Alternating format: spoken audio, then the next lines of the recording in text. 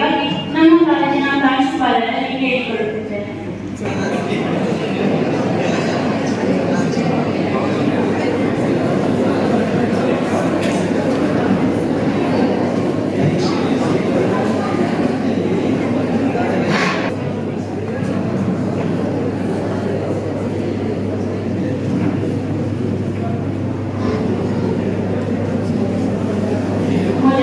ಈ ಕಾರ್ಯಕ್ರಮವು ಯಶಸ್ವಿಯಾಗಿ ನೆರವೇರಲಿ ಎಂದು ದೇವರಲ್ಲಿ ಪ್ರಾರ್ಥಿಸಲು ಬರಲಿದ್ದಾರೆ ಸೂರಜ್.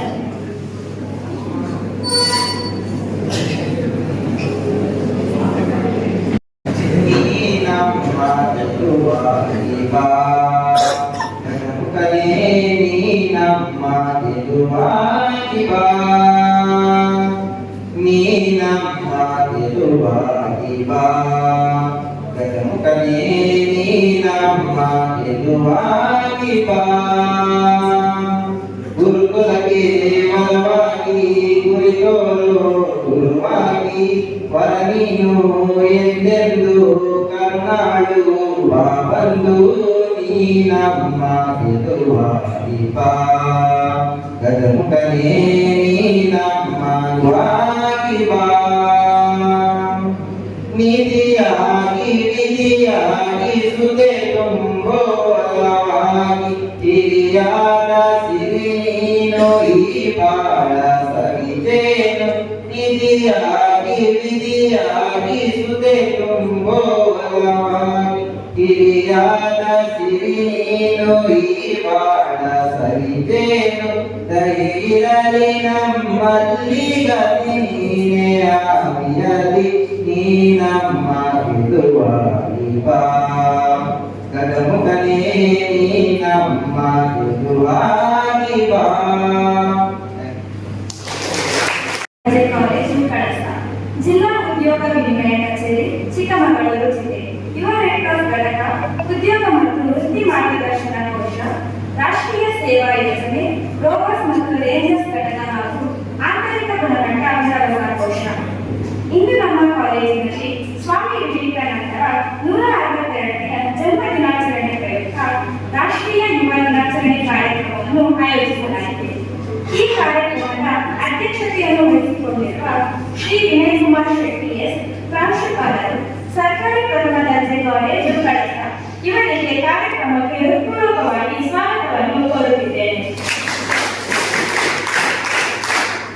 ಇದೇ ದಿನ ಯುವ ನಿಧಿ ಯೋಜನೆಯ ವಿಶೇಷ ನೋಂದಣಿ ಅಭಿಯಾನ ಕಾರ್ಯಕ್ರಮವನ್ನು ಹಮ್ಮಿಕೊಂಡಿದ್ದು, ಈ ಕಾರ್ಯಕ್ರಮಕ್ಕೆ ಮುಖ್ಯ ಅತಿಥಿಗಳಾಗಿ ಆಗಮಿಸಿರುವ ಶ್ರೀ ಗಣೇಶ್ ಎಸ್ ಅಧ್ಯಕ್ಷರು, ಕಳಸ ತಾಲೂಕು ಮಟ್ಟದ ಗ್ಯಾರಂಟಿ ಯೋಜನೆಗಳ ಅನುಷ್ಠಾನ ಪ್ರಾಧಿಕಾರ, ಇವರಿಗೆ ಕಾರ್ಯಕ್ರಮಕ್ಕೆ ಆತ್ಮೀಯವಾಗಿ ಸ್ವಾಗತವನ್ನು ಕೋರುತ್ತಿದ್ದೇನೆ.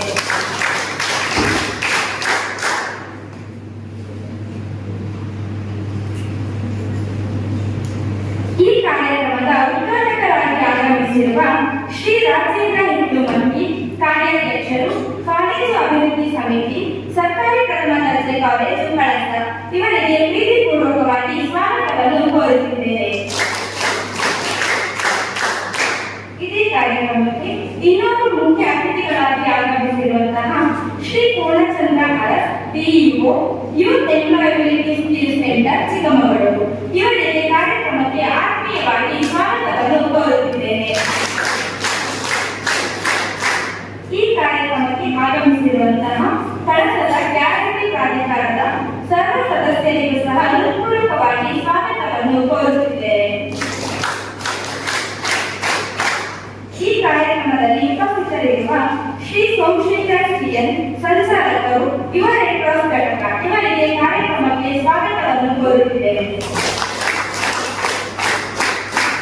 ಡಾಕ್ಟರ್ ದಿನೇಶ್ ಟಿಎಂ, ಸಹ ಸಂಚಾಲಕರು, ಉದ್ಯೋಗ ಮತ್ತು ವೃತ್ತಿ ಮಾರ್ಗದರ್ಶನ ಕೋಶ, ಇವರಿಗೆ ಸಹ ಸ್ವಾಗತವನ್ನು ಕೋರುತ್ತಿದ್ದೇನೆ. ಈ ಕಾರ್ಯಕ್ರಮದಲ್ಲಿ ಉಪಸ್ಥಿತರಿರುವ ಸುಜಿತ್, ಸಿಡಿಸಿ ಸದಸ್ಯರು, ಇವರಿಗೂ ಸಹ ಕಾರ್ಯಕ್ರಮಕ್ಕೆ ಹೃತ್ಪೂರ್ವಕ ಸ್ವಾಗತವನ್ನು ಕೋರುತ್ತಿದ್ದೇನೆ.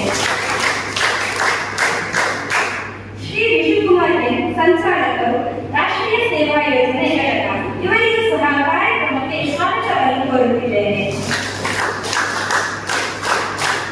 ಡಾಕ್ಟರ್ ಪುನೀತ್ ಕುಮಾರ್ ಕೆಆರ್, ಸಂಚಾಲಕರು, ರೋಬರ್ಸ್ ಘಟಕ, ಇವರಿಗೂ ಸಹ ಕಾರ್ಯಕ್ರಮ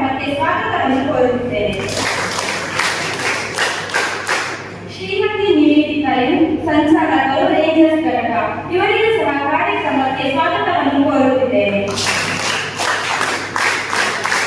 ಡಾಕ್ಟರ್ ಆದಿತ್ಯ ಅಡಿಕಾಯೇಜಿ, ಸಂಚಾಲಕರು IQAC ವಿಭಾಗ, ಇವರಿಗೂ ಸಹ ಕಾರ್ಯಕ್ರಮಕ್ಕೆ ಸ್ವಾಗತವನ್ನು ಕೋರುತ್ತಿದ್ದೇನೆ. ಈ ಕಾರ್ಯಕ್ರಮಕ್ಕೆ ಆಗಮಿಸಿರುವಂತಹ ಶ್ರೀ ಗಣೇಶ್, ನ್ಯೂಸ್ ಆಫ್ ಕರ್ನಾಟಕ ವರದಿಗಾರರು, ಇವರಿಗೂ ಸಹ ಎಲ್ಲರ ಪರವಾಗಿ ಹೃತ್ಪೂರ್ವಕವಾಗಿ ಸ್ವಾಗತವನ್ನು ಕೋರುತ್ತಿದ್ದೇನೆ.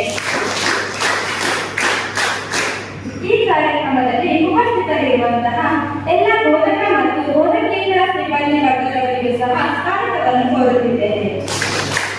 ವಿದ್ಯಾರ್ಥಿನಿಯರಿಗೂ ಸಹ ಸ್ವಾಗತವನ್ನು ಕೋರುತ್ತಿದ್ದೇನೆ. ಈ ದಿವಸ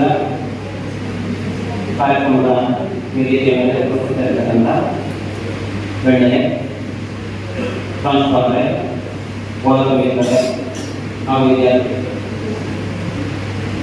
ನಿಮಗೆಲ್ಲ ಗೊತ್ತಿದೆ ಈ ದಿನವನ್ನು ನಾವು ಯಾಕೆ ಏತಕ್ಕಾಗಿ ರಾಷ್ಟ್ರೀಯ ಯುವ ದಿನ ಅಂತ ಆಚರಣೆ ಮಾಡುತ್ತಿದ್ದೀವಿ. ನಮ್ಮ ದೇಶ ಕಂಡಂಥ ಮಹಾನ್ ಚೈತನ್ಯ ದಾರ್ಶನಿಕ ಸ್ವಾಮಿ ವಿವೇಕಾನಂದರ ಜನ್ಮದಿನದ ಪ್ರಯುಕ್ತ ನಮ್ಮ ಭಾರತ ಸರ್ಕಾರ 1984ನೇ ಇಸ್ವಿಯಲ್ಲಿ ಇವರ ಜನ್ಮದಿನವನ್ನು ನೆನಪು ಇಡಬೇಕು ಅಂತ ಒಂದು ಉದ್ದೇಶದಿಂದ ರಾಷ್ಟ್ರೀಯ ಯುವ ದಿನವನ್ನು ಆಚರಣೆ ಮಾಡ್ತಾ. ಯಾಕೆ ನಮ್ಮ ದೇಶದಲ್ಲಿ ಯುವಕರಿಗೆ ಅಷ್ಟು ಪ್ರಾಧಾನ್ಯತೆ ಕೊಡಬೇಕು, ಪ್ರಾಶಸ್ತ್ಯ ಕೊಡಬೇಕು ಅಂತ ನಾವು ನೋಡೋಣ. ನಿಮಗೆಲ್ಲ ತಿಳಿದಿದೆ, ನಮ್ಮ ದೇಶದ ಜನಸಂಖ್ಯೆ 145 ಕೋಟಿ. ಚೈನಾ ಗುರಿ ಕನಸಿರಬೇಕು, ಕನಸು ಕಾಣಬೇಕು. ಆ ಕನಸನ್ನ ಈಡೇರಿಸಿಕೊಳ್ಳಲು ಪ್ರಯತ್ನ ಮಾಡ್ತೀವಿ. ಅದರಲ್ಲಿ ಪ್ರಯತ್ನ ಮಾಡ್ತೀವಿ, ನಿಮ್ಮ ಗುರಿಗಳನ್ನ ಈಡೇರಿಸಿಕೊಡ್ತೀನಿ ಅಂತ ನಾನು ಭಾವಿಸ್ತೇನೆ. ಹಾಗೆ ಈ ದಿನ ಮತ್ತೊಂದು ಕಾರ್ಯಕ್ರಮ ನಮ್ಮ ರಾಜ್ಯ ಸರ್ಕಾರದ ಒಂದು ಒಳ್ಳೆಯ ಕಾರ್ಯಕ್ರಮ. ಏನು ಪದವಿ ಮುಗಿಸ್ತಾರೆ ವಿದ್ಯಾರ್ಥಿಗಳು, ಅವ್ರ ಉದ್ಯೋಗ ಸಿಗುವವರೆಗೆ ಅವ್ರಿಗೆ ನಿರುದ್ಯೋಗ ಬಗ್ಗೆ ಹೇಳಬೇಕು ಅನ್ನೋದು ಕಾರ್ಯಕ್ರಮ. ತುಂಬ ಒಳ್ಳೆಯ ಕಾರ್ಯಕ್ರಮ ಇದು. ಯಾಕೆಂದ್ರೆ ಪದವಿ ಮುಗಿಸಿರ್ತಾರೆ, ತಕ್ಷಣ ಅವ್ರಿಗೆ ಎಲ್ಲೂ ಉದ್ಯೋಗ ಸಿಗುವುದಿಲ್ಲ, ಉದ್ಯೋಗ ಹುಡುಕಬೇಕು, ಹಾಸ್ಟೆಲ್ ಜಾಸ್ತಿ ಇದೆ, ಇವಾಗ ನಗರ ಪ್ರದೇಶಕ್ಕೆ ಹೋಗ್ಬೇಕು, ಖರ್ಚುಗಳಿದೆ, ಟ್ರಾವೆಲಿಂಗ್ ಖರ್ಚಾಗುತ್ತೆ. ಇದೆಲ್ಲ ಮಕ್ಕಳು ಬರುತ್ತೆ ಉದ್ದೇಶದಿಂದ 2023 ಮತ್ತು 2024 ಸಾಲಿನಲ್ಲಿ ಯಾರ್ಯಾರು ಪದವಿ ಸ್ನಾತಕೋತ್ತರ ಪದವಿ ಶ್ರೀ ಪೂರ್ಣಚಂದ್ರ ಅಗಸ್ತ್ಯರು ಈ ಕಾರ್ಯಕ್ರಮದ ಕುರಿತು ಒಂದೆರಡು ಮಾತನಾಡಬೇಕಾಗಿ ಕೇಳಿಕೊಳ್ಳುತ್ತೇವೆ. ಹಾಗೂ ಕಾಲೇಜಿನ ಎಲ್ಲ ಸಿಬ್ಬಂದಿ ವರ್ಗದವರಿಗೂ ಮತ್ತು ಮಾಧ್ಯಮದವರಿಗೂ ಮತ್ತು ಇಲ್ಲಿರುವ ಎಲ್ಲ ವಿದ್ಯಾರ್ಥಿಗಳು ಹಾಗೂ ಯುವತಿ ಫಲಾನುಭವಿಗಳಿಗೆ ನಮಸ್ಕಾರ. ನಾನು ಉದ್ಯೋಗ ವಿನಿಮಯ ಕಚೇರಿಯಿಂದ ಚಿಕ್ಕಮಗಳೂರಿಗೆ ಬಂದಿದ್ದೇನೆ.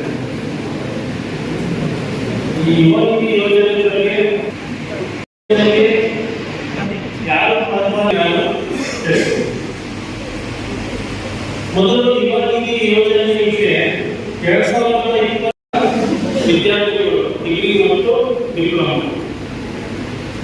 ಡಿಗ್ರಿ ಮುಗಿದ 6 ತಿಂಗಳ ಅವಧಿಯೊಳಗೆ ಸರ್ಕಾರಿ ಅಥವಾ ಖಾಸಗಿ ಉದ್ಯೋಗ ಹೊಂದಿಲ್ಲದವರು ಈ ಯೋಜನೆಗೆ ಅರ್ಹರಾಗಿರುತ್ತಾರೆ ಮತ್ತು ಕರ್ನಾಟಕದ ನಿವಾಸಿಯಾಗಿರುತ್ತಾರೆ ಆಗಿರಬೇಕು. ಮತ್ತು ಡಿಗ್ರಿ ಮುಗಿಸಿರುವಂತವರಿಗೆ 3,000 ಮಾಸಿಕ ಹಾಗೂ ಡಿಪ್ಲೊಮಾದವರಿಗೆ 1,000. ಅದು 2 ವರ್ಷದ ಅವಧಿಯವರೆಗೆ ಬರುತ್ತದೆ. ಈ ಅರ್ಜಿಯನ್ನು ಸೇವಾ ಸಿಂಧು ಪೋರ್ಟಲ್ನಲ್ಲಿ ನಮೂದಿಸಬೇಕಾಗುತ್ತದೆ. ನೋಂದಣಿಗೆ ನಿಮ್ಮ ಎಲ್ಲ SLC, PU, degree, original masters ಬೇಕಾಗುತ್ತೆ. ಮತ್ತು ಅರ್ಜಿ ಸಲ್ಲಿಸಿದ ಮೊದಲ ಕಂತು ನಂತರ ಪ್ರತಿ ತಿಂಗಳು 25ನೇ ತಾರೀಖೊಳಗೆ ಸ್ವಯಂ ಘೋಷಣೆ ಮಾಡಬೇಕು. ಸ್ವಯಂ ಘೋಷಣೆ ಅಂದರೆ ಸೆಲ್ಫ್ ಡಿಕ್ಲರೇಷನ್. ನಾನು ಯಾವುದೇ ತರಹದ ಕೆಲಸದಲ್ಲಿ ಇಲ್ಲ, ಯಾವುದೇ ಉನ್ನತ ಶಿಕ್ಷಣವನ್ನು ಮಾಡುತ್ತಿಲ್ಲ. ಅದಾದ ನಂತರ ಅರ್ಜಿಯನ್ನು ನೀವು ಈ ಕಾಲೇಜಿನಲ್ಲಿ ಬಂದು ಹಾಕಿಕೊಳ್ಳೋದು ಫ್ರೀಯಾಗಿ ಉಚಿತವಾಗಿ. ಮತ್ತು ಗ್ರಾಮವನ್ನು ಚಿಕ್ಕಮಗಳೂರಿನಲ್ಲಿ ಬಂದರೆ ನಮ್ಮ ಆಫೀಸಿಗೆ ಬರ್ಬೋದು. ಇನ್ನು ಕೆಲವು ಕಡೆ ಎಲ್ಲ ನಿಮ್ಮ ಮೊಬೈಲ್ನಲ್ಲೇ ನೀವು ಹಾಕೋಬೋದು. ಯೂಟ್ಯೂಬಲ್ಲಿ ವಿಡಿಯೋಸ್ ಇದೆ, ಯಾವುದೇ ಥರದ ಪ್ರಾಬ್ಲಮ್ಸ್ ಇದೆ ನಮಗೆ ಕಾಲ್ ಮಾಡಿದ್ರೆ ಅವೆಲ್ಲ ಸಾಲ್ವ್. ಈಗ ನೀವು ಅಪ್ಲಿಕೇಶನ್ ಎಲ್ಲ ಸಕ್ಸಸ್ ಆದಮೇಲೆ ಅಮೌಂಟ್ ಬರೋ ಸ್ಟಾರ್ಟ್ ಆಗ್ತದೆ. ಚಿಕ್ಕಮಗಳೂರಿಗೆ ಡಾಕ್ಯುಮೆಂಟ್ ವೆರಿಫಿಕೇಶನ್ಸ್ ಅಂದರೆ ಇವೆಲ್ಲ ಒರಿಜಿನಲ್ ಮಾರ್ಕ್ಸ್ ಕಾರ್ಡ್ ತಗೊಂಡು ನಮ್ಮ ಇಲಾಖೆಗಳಲ್ಲಿ ವೆರಿಫಿಕೇಶನ್ ಮಾಡಿಸ್ಕೊಂಡ್ಮೇಲೆ ಅಮೌಂಟು ನಿಮ್ಮ ಖಾತೆಗೆ ಪ್ರತಿ ತಿಂಗಳು ಬರುತ್ತೆ.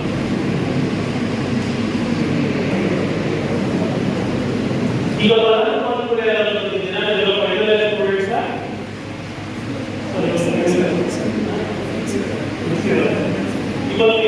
ಕುಮಾರ್ ಮುರಳಿ, ಚಿಂತಕರು ಮತ್ತು ವಕೀಲರು ಕೊಪ್ಪ ಇವರಿಗೆ ನಮ್ಮ ನಿಮ್ಮೆಲ್ಲರ ಪರವಾಗಿ ಪೂರ್ವಕ ಸ್ವಾಗತವನ್ನು ಕೋರುತ್ತಿದ್ದೇನೆ.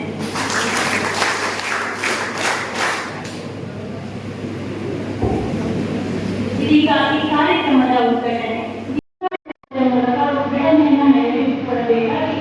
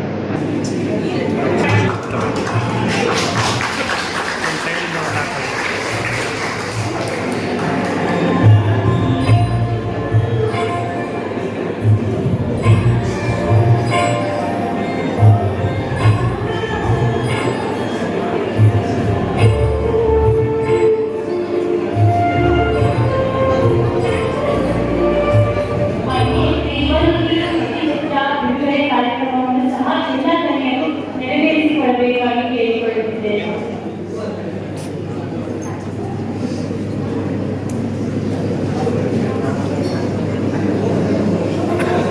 ಇವರಿಗೆ ಗುರುತಿಸಿದ ಬಿಡುಗಡೆ ಕಾರ್ಯಕ್ರಮವನ್ನು ಸಹ ಎಲ್ಲ ಗಣ್ಯರು ನೆರವೇರಿಸಿಕೊಳ್ಳಬೇಕಾಗಿ ಈ ಮೂಲಕ ಕೇಳಿಕೊಳ್ಳುತ್ತಿದ್ದೇನೆ.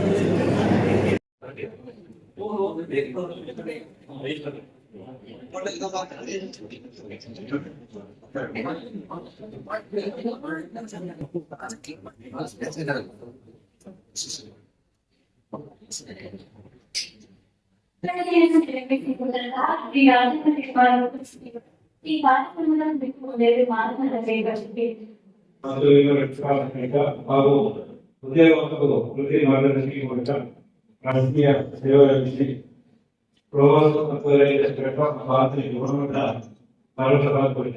ನಿಜ ಜಂಟಿ ಆಶ್ರಯದಲ್ಲಿ ಸ್ವಾಮಿ ವಿವೇಕಾನಂದರ 165ನೇ ಜಯಂತಿ ಕಾರ್ಯಕ್ರಮ ಹಾಗೂ ರಾಜ್ಯ ಸರ್ಕಾರದ ಮಹಾತ್ಮ ಗಾಂಧಿಯ ವಿವೇಕ ನೋಂದಣಿಯನ್ನು ಪ್ರಾರಂಭಿಸಿದ್ದೇವೆ. ಈ ಕಾರ್ಯಕ್ರಮಕ್ಕೆ ಸಂಪನ್ಮೂಲ ವ್ಯಕ್ತಿಯಾಗಿ ಮಾತ್ರ ಏನು ನಮ್ಮ ಚಿತ್ರಕರು ವಕೀಲರು ಹಾಗೂ ಸನ್ನಿಹಿತರಾದಂತಹ ಸುದೀಪ್ ಕುಮಾರ್ ರೋಡೆ ಅವರಿಗೆ ಕಾಲೇಜಿನ ಪ್ರಿನ್ಸಿಪಾಲ್ಗಳಾದ ಗಣ್ಯರಿಗೆ ಮಾತನಾಡಬೇಕು. ಹಾಗೂ ಏನು ಕರ್ನಾಟಕ ಸರ್ಕಾರದ ಪಂಚಾಯತ್ ವಿಪ್ರಾಣ ಸಮಿತಿಯ ಸಾರ್ವಜನಿಕರಂತಹ ಗಣೇಶ್ ಹಾಗೂ ಏನು ವಿಭಾಗದ ವಿದ್ಯಾರ್ಥಿಗಳನ್ನು ಕುರಿತು ಮಾತನಾಡಿದ ಶ್ರೀ ರಾಜೇಂದ್ರ ಹೆಬ್ಬಾಳ್ಕರ್ ಇವರಿಗೆ ಧನ್ಯವಾದಗಳು. ಮನಸ್ಸನ್ನು ಶಕ್ತಿಯುತವೂ ಶಿಸ್ತುಬದ್ಧವೂ ಆಗಿಸುವುದರಲ್ಲಿ ಜ್ಞಾನದ ಮೌಲ್ಯವಿರುವುದು. ಇದೀಗ ಈ ಕಾರ್ಯಕ್ರಮದ ಸಂಪನ್ಮೂಲ ವ್ಯಕ್ತಿಗಳಾಗಿ ಆಗಮಿಸಿರುವಂತಹ ಶ್ರೀ ಸುದೀಪ್ ಕುಮಾರ್ ಮುರಳಿ ಇವರ ಕಿರುಪರಿಚಯ ಮಾಡುವುದರಲ್ಲಿ ಶ್ರೇಷ್ಠ. ರಾಷ್ಟ್ರೀಯ ಯುವ ದಿನಾಚರಣೆ ಕಾರ್ಯಕ್ರಮದಲ್ಲಿ ಸ್ವಾಮಿ ವಿವೇಕಾನಂದರ ಕುರಿತಾದ ವರ್ತಮಾನದಲ್ಲಿ ಸ್ವಾಮಿ ವಿವೇಕಾನಂದ ಎಂಬ ಶ್ರೀ ಸುಧೀರ್ ಕುಮಾರ್ ಮುರೊಳ್ಳಿ ಇವರನ್ನು ಸಭೆಗೆ ಪರಿಚಯಿಸಲು ನನಗೆ ಹೆಮ್ಮೆಯಾಗುತ್ತಿದೆ. ಶ್ರೀ ಸುಧೀರ್ ಕುಮಾರ್ ಮುರೊಳ್ಳಿ ಅವರು 1976 ಇಸವಿಯಲ್ಲಿ ಶ್ರೀ ಹಾಲಪ್ಪ ಹೆಗಡೆ ಹಾಗೂ ಶ್ರೀಮತಿ ಬಿ.ಡಿ. ರತ್ನಮ್ಮರವರ ಪುತ್ರರಾಗಿ ಕೊಪ್ಪದಲ್ಲಿ ಜನಿಸಿದರು.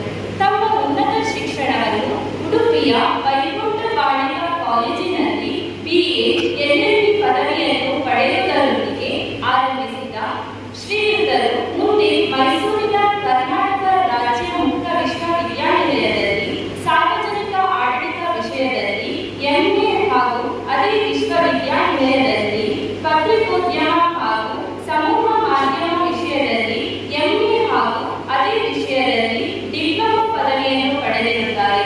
ಕಾಲೇಜು ದಿನಗಳಲ್ಲಿ ಅನೇಕ ವಿದ್ಯಾರ್ಥಿ ಸಂಘಟನೆಗಳ ನೇತೃತ್ವದ ಜವಾಬ್ದಾರಿಯನ್ನು ಹೊರುವುದರ ಮೂಲಕ ಸಾರ್ವಜನಿಕ ಬದುಕಿಗೆ ಪ್ರವೇಶಿಸಿದ ಶ್ರೀಯುತರು ಹಲವಾರು ಸಂಘಟನೆಗಳ ಮೂಲಕ ಹಲವು ಸಮಾಜಮುಖಿ ಕಾರ್ಯಕ್ರಮಗಳಲ್ಲಿ ತೊಡಗಿಕೊಂಡಿರುತ್ತಾರೆ. ಕೊಪ್ಪದ ನ್ಯಾಯಾಲಯದಲ್ಲಿ 20 ವರ್ಷಗಳಿಂದ ವಕೀಲರಾಗಿ ಹಾಗೂ 4 ವರ್ಷಗಳಿಂದ ನೋಟರಿಯಾಗಿ ಸೇವೆ ಸಲ್ಲಿಸುತ್ತಿರುವ ಶ್ರೀಯುತರು ಮಲೆನಾಡು ಕರಾವಳಿ ಜನಪರ ಒಕ್ಕೂಟದ ಪ್ರಧಾನ ಕಾರ್ಯದರ್ಶಿಯಾಗಿ ಒಂದು ಅವಧಿಗೆ ಕೊಪ್ಪ ಪುರಸಭೆಯ ಸ್ಟ್ಯಾಂಡಿಂಗ್ ಕಮಿಟಿಯ ಚೇರ್ಮನ್ ಆಗಿ, ಕೊಪ್ಪ ವಕೀಲರ ಸಂಘದ ಅಧ್ಯಕ್ಷರಾಗಿ, ಸಾಹಿತ್ಯ ಸಿನಿಮಾದ ಸಂಸ್ಥೆಯ ಪ್ರಧಾನ ಟ್ರಸ್ಟಿಯಾಗಿ, ಪೇನ್ ಸಾಂಸ್ಕೃತಿಕ ಟ್ರಸ್ಟಿಯಾಗಿ, ದಕ್ಷಿಣ ಕನ್ನಡ ಜಿಲ್ಲೆಯ ಪಾಲಕರ ಸಹಕಾರಿ ಸೇವಾ ಸಂಸ್ಥೆಯ ನಿರ್ದೇಶಕರಾಗಿ, ಸಂವಿಧಾನ ಅರಿವು ಕಾರ್ಯಕ್ರಮದಲ್ಲಿ ಸಂಪನ್ಮೂಲ ವ್ಯಕ್ತಿಗಳಾಗಿ ಹಾಗೂ ವಿವಿಧ ಪತ್ರಿಕೆಗಳಲ್ಲಿ ಅಂಕಣಕಾರರಾಗಿ ಸೇವೆಯನ್ನು ಸಲ್ಲಿಸುತ್ತಿರುವುದಲ್ಲದೆ ರಾಜಕಾರಣದಲ್ಲಿಯೂ ಗುರುತಿಸಿಕೊಂಡಿದ್ದು, ಕರ್ನಾಟಕ ಪ್ರದೇಶ ಕಾಂಗ್ರೆಸ್ ಕಮಿಟಿಯ ವಕ್ತಾರರಾಗಿ, ಮಾಧ್ಯಮ ವಿಶ್ಲೇಷಣೆಗಳಲ್ಲಿ ಚುನಾವಣಾ ಪ್ರಚಾರಕರಾಗಿ ಸೇವೆ ಸಲ್ಲಿಸುತ್ತಿದ್ದಾರೆ. ಪ್ರಸ್ತುತ ಕೊಪ್ಪ ಪಟ್ಟಣದಲ್ಲಿ ವಾಸವಿರುವ ಇವರು ತಮ್ಮ ಪತ್ನಿ ಹಾಗೂ ಖ್ಯಾತ ಬರಹಗಾರರಾದ ಶ್ರೀಮತಿ ದೀಪಾ ಹಿರೇಗುರುವಿ ಹಾಗೂ 2 ಮಕ್ಕಳೊಂದಿಗೆ ತುಂಬ ಜೀವನವನ್ನು ನಡೆಸುತ್ತಿದ್ದಾರೆ. ವರ್ತಮಾನದಲ್ಲಿ ಸ್ವಾಮಿ ವಿವೇಕಾನಂದ ಎಂಬ ವಿಷಯದ ಕುರಿತು ವಿಶೇಷ ಉಪನ್ಯಾಸ ನೀಡಬೇಕಾಗಿ ಕೇಳಿಕೊಳ್ಳುತ್ತಿದ್ದೇನೆ. ಸ್ವಾಮಿ ವಿವೇಕಾನಂದರ ಜನ್ಮದಿನಾಚರಣೆ ಮತ್ತು ಕರ್ನಾಟಕ ಸರ್ಕಾರ ಮಹಾತ್ಮ ಯೋಜನೆ 2014ನೇ ಸಾಲಿನ ಮೊದಲನೇ ಕಾರ್ಯಕ್ರಮದಲ್ಲಿ ವೇದಿಕೆಯಲ್ಲಿ ಸಭಾ ಕಾರ್ಯಕ್ರಮದ ಅಧ್ಯಕ್ಷತೆ ವಹಿಸಿರುವ ಆಶೀರ್ವಾದವನ್ನು ಸನ್ನಿಹಿತರಾಗುತ್ತೇವೆ ಎಂಬ ಕ್ಷೇತ್ರಗಳೇ ದುರ್ಗಾದೇವಿಯನ್ನು ನಿರ್ಮಿಸಿ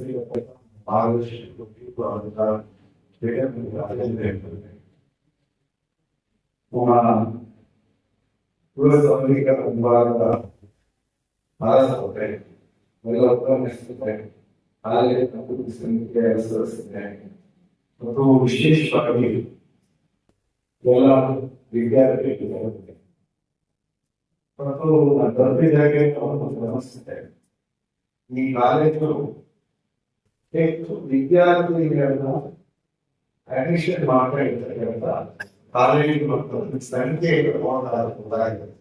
ಸೊ ನಿಮ್ಮೆಲ್ಲರಿಗೂ ಸ್ವಲ್ಪ ಅಭಿನಂದನೆಗಳು. ಕೆಲಸದ ತರ ಸ್ವಲ್ಪ ಜಾಸ್ತಿ ಹೋಗುದು ಕೆಲಸ. ಹಾಗಾಗಿ ಹುಡುಗರು ಸಹಿತ ಸ್ವಲ್ಪ ತಣ್ಣಗಾಗಿ ಸಮಾಜಿತರಾಗಿ ಕೂತಿರೋದ್ರಿಂದ ಆ ಎಲ್ಲ ವಿದ್ಯಾರ್ಥಿಗಳಿಗೆ ಸಹಿತ ಹೃತ್ಪೂರ್ವಕವಾದ ಅಭಿನಂದನೆಗಳನ್ನು ಮಾತ್ರವೇ ಇವತ್ತು ಸ್ವಾಮಿ ವಿವೇಕಾನಂದ ಜನ್ಮದಿನಾಚರಣೆಗೆ ಮಾತನಾಡುವ ಸಂದರ್ಭದಲ್ಲಿ ನಾನು ಇವತ್ತು ಒಂದಷ್ಟು ಸಂವಾದವನ್ನು ಮಾಡಬೇಕು. ಅದ್ರ ಮೇಲೆ ನಾನು ಸ್ವಾಮಿ ವಿವೇಕಾನಂದರ ಬಗ್ಗೆ ಮಾತಾಡ್ತೀನಿ. ನಾನು ಕೇಳು ಸ್ವಾಮಿ ವಿವೇಕಾನಂದರ ಮೊದಲನೇ ಹೆಸರು ಏನು? ವ್ಯಕ್ತಿ ಏನು? ಸ್ವಾಮಿ ವಿವೇಕಾನಂದರ ತಂದೆಯ ಹೆಸರು ಏನು?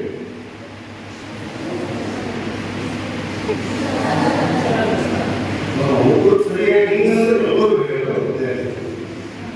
ವಿಶ್ವನಾಥ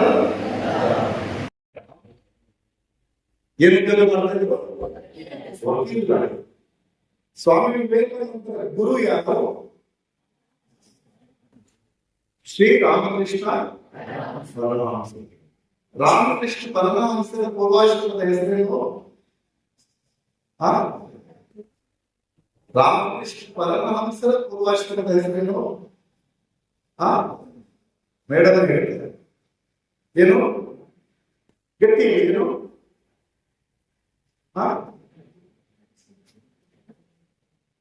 ಗವಾದ. ಕರೆಕ್ಟಾ? ಕರೆಕ್ಟಾ? ಸ್ವಾಮಿ ವಿವೇಕಾನಂದರು ಎಲ್ಲಿ ಹುಟ್ಟಿದ್ರು?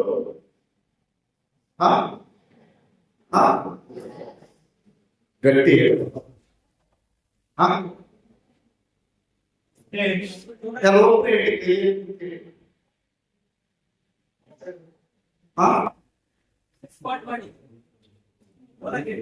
ಸ್ವಾಮಿ ವಿವೇಕಾನಂದರು ಭಾರತ ದೇಶದ ಯಾವ ರಾಜ್ಯದಲ್ಲಿ ಹುಟ್ಟಿದ್ರು? ಕನ್ಯಾಕುಮಾರಿ. ಕೋಲ್ಕತ್ತಾ. ಯಾವ ರಾಜ್ಯದಲ್ಲಿದೆ? ಪಶ್ಚಿಮ ಬಂಗಾಳ. ಸ್ವಾಮಿ ವಿವೇಕಾನಂದರು ವಿಶ್ವಧರ್ಮ ಸಮ್ಮೇಳನದಲ್ಲಿ ಎಲ್ಲಿ ಮಾತಾಡಿದರು? ಅಮೆರಿಕದ ಚಿಕಾಗೋ. ಇದಾದ್ಮೇಲೆ ಸ್ವಾಮಿ ವಿವೇಕಾನಂದರು ತುಂಬಾ ಜನಪ್ರಿಯವಾದಂತ ಕೊಟೇಶನ್ ನಾನು ಹೇಳ್ತೀನಿ ಅನ್ನೋರ ಅರ್ಥ ಏನು?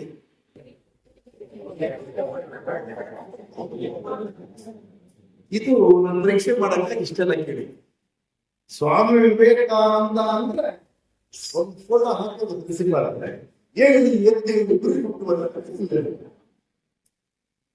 ನಾನು ಈಗ ಮಾತಾಡೋದು ಸ್ವಾಮಿ ವಿವೇಕಾನಂದ ಯಾರು ಹೇಳಿದ್ರು, ಯಾರು ಹೇಳಿದ್ರು ಅನ್ನೋದು. ಯಾಕಂದ್ರೆ ನಿಮ್ಗೆ ಫೋಟೋ ಹಾಕಿದ್ದಾರೆ, ಆ ಕೊಟೇಶನ್ ಭಾರಿ ಚೆನ್ನಾಗಿ ಎಲ್ಲರಿಗೂ ಅಷ್ಟೇ. ಸ್ವಾಮಿ ವಿವೇಕಾನಂದ ಚೆನ್ನಾಗಿ ಫೋಟೋ ಹಾಕೋದು, ಹೇಳಿ ಎತ್ತೇಳಿ ಗುರಿ ಮುಟ್ಟುವ ತನಕ ನಿಲ್ಲದೆ. ಒಬ್ಬರಿಗೆ ಬಸ್ಸಿನ ಕೈಗೆ ಬಸ್ ಅಂತ ಗುರಿ ಅಲ್ವೇ, ಕೆಲವರಿಗೆ ಅಪ್ಪಯ್ಯ ಮನೆಯಿಂದ ಸ್ವಲ್ಪ ಗೊಬ್ಬರ ಇಡ್ತಾರೆ, ಮತ್ತೊಂದಷ್ಟು ಜನರಿಗೆ ಮೇಷ್ಟ್ರು ಇಂಥ ಮೇಷ್ಟ್ರು ಟೈಮಿಂಗ್ ಸರಿಯಾಗಿ ಬರ್ಕೊಡ್ತಾರೆ, ಅವ್ರ ಅಟೆಂಡೆನ್ಸ್ ಹಾಕೋದು ಗುರಿ. ಮತ್ತೊಂದಷ್ಟು ಜನರದ್ದು ಎಕ್ಸಾಮ್ ಬರೆದು ಪಾಸ್ ಮಾಡೋದು ಗುರಿ. ಮತ್ತೊಂದಷ್ಟು ಜನರದ್ದು ಯುವನಿಗೆ ರಿಜಿಸ್ಟರ್ ಮಾಡೋದು ಗುರಿ ಅಲ್ವೇ. ಈ ಎಲ್ಲ ಗುರಿಗಳ ನಡುವೆ ಸ್ವಾಮಿ ವಿವೇಕಾನಂದ ಏನು ಏನು ಗುರಿ ಹೇಳೋದಕ್ಕೆ ನಾನು ಈ ಕಾರ್ಯಕ್ರಮಕ್ಕೆ ಬಂದಿದ್ದೀನಿ ಸ್ನೇಹಿತರೆ. ಮತ್ತು ನಾನು ಯಾಕೆ ನಿಮ್ಮ ಹತ್ರ ಇದನ್ನೆಲ್ಲ ಹೇಳಿದೆ ಅಂದ್ರೆ, ಪ್ರಶ್ನೆ ಕೇಳಿದೆ ಅಂದ್ರೆ, ನಾನೇ ಸ್ವಾಮಿ ವಿವೇಕಾನಂದರು ಇಂಥಲ್ಲಿ ಹುಟ್ಟಿದ್ರು, ಹೀಗೆ ಆಯ್ತು ತಂದೆ ಇವರು ಅಂತೆಲ್ಲ ಹೇಳ್ಕೊಂಡ್ರೆ ಅದು ಮಾಮೂಲಿಯ ಒಂದು ತರಗತಿಯ ಉಪನ್ಯಾಸ. ನನಗೆ ನಿಮ್ ಪ್ರಾಂಶುಪಾಲರು ಕೊಟ್ಟಂತ ಸಬ್ಜೆಕ್ಟ್ ವರ್ತಮಾನದ ಸಂದರ್ಭದಲ್ಲಿ ಸ್ವಾಮಿ ವಿವೇಕಾನಂದ, ಅದನ್ನು ನಿಮಗೆ ಹೇಗೆ ಪರಿಚಯಿಸಬೇಕು ಅನ್ನೋದು ನನ್ನ ಉದ್ದೇಶ. ಸ್ನೇಹಿತರೆ, ಸ್ವಾಮಿ ವಿವೇಕಾನಂದ ನಮ್ಮ ತುಂಟನಾಗಿದ್ದಂತಹ ಹುಡುಗ. ಅವರಿಗೆ ನೀವೆಲ್ಲ ಹೇಳಿದಂತೆ ಬಾಲ್ಯದ ಹೆಸರು ನರೇಂದ್ರನಾಥ್. ಅವ್ರ ಕುಟುಂಬದವರು ತಂದೆ ತಾಯಿಯವರನ್ನೆಲ್ಲ ನರೇಂದ್ರ ಹುಟ್ಟಿನಿಂದ ಬಂದಂತ ಅವರಿಗೊಂದು ಸ್ವಭಾವ ಯಾವುದು ಅಂದ್ರೆ ಪ್ರಶ್ನಿಸೋದು ಮತ್ತು ಪರೀಕ್ಷಿಸದೆ ಒಪ್ಪಿಕೊಳ್ಳದೆ ಇರುವುದು. ಪರೀಕ್ಷಿಸದೆ ಏನನ್ನೂ ಒಪ್ಪಿಕೊಳ್ಳದೆ ಇರುವಂತಹ ಗುಣ ಅವ್ರಿಗೆ ಹುಟ್ಟಿನಿಂದ ಬಂದಿದೆ. ಈ ಹುಟ್ಟಿನಿಂದ ಈ ಗುಣ ಬಂದಿದ್ರೆ ಮೌಲ್ಯದಿಂದ ಹೇಗೆ ಬರ್ಬೇಕಪ್ಪ ಅಂದ್ರೆ ಅವ್ರ ಕುಟುಂಬದಲ್ಲಿ ಒಂದು ಸಂಸ್ಕಾರ ಇದೆ. ಆ ಸಂಸ್ಕಾರ ಏನಿದೆ, ಆಗಿನ ಬ್ರಿಟಿಷ್ ಸರ್ಕಾರದಲ್ಲಿ ಇದ್ದಂತಹ ನ್ಯಾಯಾಲಯ ವ್ಯವಸ್ಥೆಯಲ್ಲಿ ಅತಿ ಶ್ರೀಮಂತರಂತ ಕರೆಸಿಕೊಂಡಂತಹ ಒಂದು ವಕೀಲರು ಸ್ವಾಮಿ ವಿವೇಕಾನಂದ ತಂದೆ ವಿಶ್ವನಾಥ. ಆದ್ರೆ ಕಕ್ಷಿಗಾರರ ಹಣ ಕೂಡ ಅದೇ ರೀತಿಯಾಗಿ ಅವರ ವಕೀಲರ ಕಚೇರಿಗೆ ಬಡವರು, ಶೋಷಿತರು, ಹೆಣ್ಮಕ್ಕಳು, ಅಶಕ್ತರು, ಸಂತರು, ಸನ್ಯಾಸಿಗಳು ಸಹಾಯವನ್ನು ಕೇಳಿಕೊಂಡು ಹೋದರು. ದುಡ್ಡಿದ್ದಷ್ಟು ಸಹಿತ ವಿಶ್ವನಾಥ್ ದತ್ತ ಸಂಜೆ ಆಗೋತ್ತಿಗೆ ಎಲ್ಲರಿಗೂ ವಿಲೇವಾರಿ. ಒಂದ್ ದಿವಸ ಸ್ವಾಮಿ ವಿವೇಕಾನಂದ ಅವರು ಪಾಪ ಮಕ್ಕಳಿಗೆ ಹೇಳ್ತಾರೆ, ಅಂದ್ರೆ ತಾಯಿಯವರು ಹೇಳಿಕೊಟ್ಟಿರ್ತಾರೆ. ಯೂಶುವಲಿ ಅದನ್ನೆಲ್ಲ ಮನೆಯಲ್ಲೂ ನಿಮ್ಮನೆಯಲ್ಲೂ ಹಾಗೆ ಮಾಡ್ತಾರೆ. ನೋಡು ಅಪ್ಪ ಮನೆ ಕೇಳಲ್ವಾ, ಸಮಾಜ ಸೇವೆ ಬಹಳ ಓಡಾಡ್ತಾರೆ, ಮಗನೇ ನೀನು ಚೂರು ಕೇಳು, ಮಗಳಿಗೆ ಹೇಳು. ಹಾಗೇನೆ ಅವತ್ತಿನ ಪದ್ಧತಿಯಂತೆ ಅವರು ಸಹಿತ ಅದೇ ರೀತಿ ಹೇಳಿಕೊಡ್ತಾರೆ. ವಿಶ್ವನಾಥ್ ದತ್ತರ ಕಚೇರಿಯಲ್ಲಿ ಶಿಕ್ಷಕರ ಜೊತೆ ಕೂತಿದ್ದ ಸಂದರ್ಭದಲ್ಲೇ ಸ್ವಾಮಿ ವಿವೇಕಾನಂದ ಅವ್ರು ಹೇಳ್ತಾರೆ, ಅಪ್ಪ ದುಡ್ದಿದ್ದನ್ನು ಕೂಡ ದಾನ ಮಾಡ್ತಾ ಇದೆ, ನಮ್ಗೆ ಏನ್ ಉಳಿಸಿದ್ದೀರ? ಆಗ ವಿಶ್ವನಾಥ್ ದತ್ತರು ಸಾವಧಾನ ಚಿತ್ತರಾಗಿ, ಹೌದಾ ಮಗನೇ, ನಿನ್ ಪ್ರಶ್ನೆ ಸರಿ ಇದೆ, ಒಡಲೂರಿಗೆ ಹೋಗು, ಆ ಒಡಲೂರಿನ ದೊಡ್ಡ ಕನ್ನಡಿ ಇದೆ, ಆ ಕನ್ನಡಿ ಎದುರುಗಡೆ ಹೋಗಿ ನಿಂತ್ಕೋ, ಅದೇ ನಾನು ನಿನಗೆ ಮಾಡಿಟ್ಟಿರೋ ಸಂಪತ್ತು ಅಂತ. ಸ್ವಾಮಿ ವಿವೇಕಾನಂದ ಹೋಗಿ ಕನ್ನಡಿ ಎದುರುಗಡೆ ನೋಡ್ತಾರೆ, ಕನ್ನಡಿಯಲ್ಲಿ ಏನ್ ಕಾಣುತ್ತೆ? ಅವ್ರದೇ ಪ್ರತಿಬಿಂಬ ಕಾಣುತ್ತೆ. ಅವ್ರದೇ ಪ್ರತಿಬಿಂಬವನ್ನು ಕಂಡು ಅಪ್ಪನ ಹತ್ರ ಬಂದು ಹೇಳ್ತಾರೆ, ಕನ್ನಡಿಗೆ ಹೋಗಿ ನೋಡಿದೆ ಅದೇ ಕಣ್ಣು. ಅವಾಗ ಅಪ್ಪ ಹೇಳ್ತಾರೆ, ಹೌದು ನಿನ್ನನ್ನು ಸೃಷ್ಟಿ ಮಾಡುವ ಯೋಗ ದೇವರು ಕೊಟ್ಟಿದ್ದಾರೆ, ಆ ದೇಹ ನಿನಗೆ ಸಿಕ್ಕಿದೆಯಲ್ಲ, ಆರೋಗ್ಯವಂತ ದೇಹ, ಅದೇ ನಾನು ನಿನಗೆ ಕೊಟ್ಟಿರ್ತಕ್ಕಂಥ ಸಂಪತ್ತು. ಅದರಿಂದ ನೀನು ಎಲ್ಲವನ್ನು ಗಳಿಸಿಕೊಳ್ಳಬೇಕು ಅನ್ನುವ ಸಂದೇಶವನ್ನು ಕೊಡ್ತಾರೆ.